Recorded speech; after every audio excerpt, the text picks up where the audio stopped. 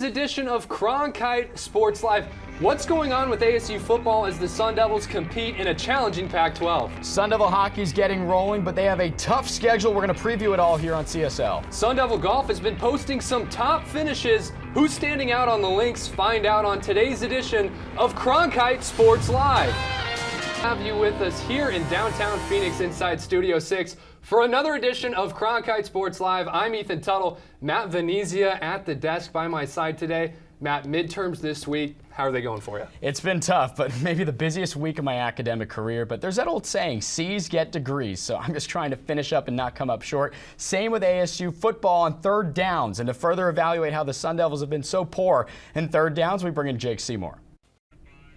Winning football can't happen without moving the chains consistently. And now Washington comes to Tempe tomorrow afternoon, fresh off an upset loss against UCLA at the Rose Bowl a week ago. And Michael Penix Jr. is maybe not Caleb Williams good, Ethan, but you'd have to think that Donnie Henderson and this defense have him highlighted and circled ahead of this matchup. And it's not just Washington, though. A big chunk of the conference seems to have figured it out and improved over this offseason. And it's just the whole conference looking totally different. And to analyze that, we bring in our specialist, Jack Pearson, for today's Impact. Jack, it seems like while it's been a while since the Pac-12 has been this good, it's also been a while since the Sun Devils have been this bad, and 46 years ago to be exact. So let's go back in time to 1976 with Ethan Tuttle for today's King Tut's Corner. And another guy, former Sun Devil, Jack Jones, defensive back, a fourth-round pick to the New England Patriots. We know that guy, number 12, that's Aaron Rodgers, and he takes this one to the house.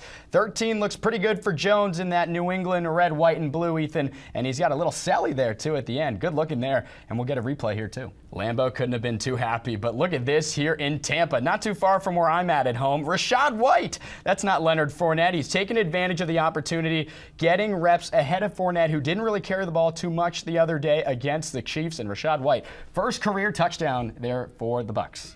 Moving right along, we're going to Phoenix for a crosstown rivalry in fall ball softball, ASU and GCU. Let's take you out there now.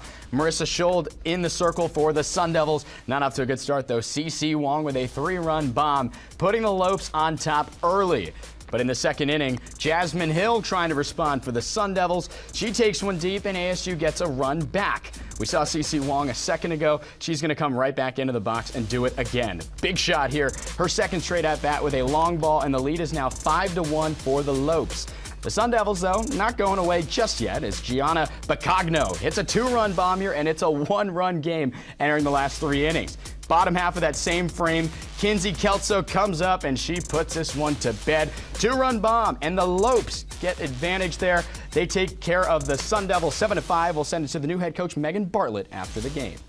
Good notes there from ASU's new bench boss, and now Riley Swenson joins us to break down what we have seen this fall with Arizona State softball. Riley, what are some differences you've noticed between new coach Megan Bartlett and former coach Tricia Ford? And now, Riley, a year ago, the Sun Devils had a 1-9 that rivaled some of the very best in all of college softball.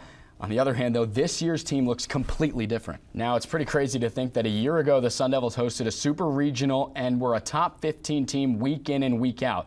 But now you lose to your crosstown rival in GCU in fall ball, I know, but is it time to hit the panic button yet with ASU softball? Well, thank you so much, Riley, for joining us here with the Insight. We're going to be keeping a close eye on this new softball team under the new coach, Megan Bartlett. We'll keep up with softball here throughout the year.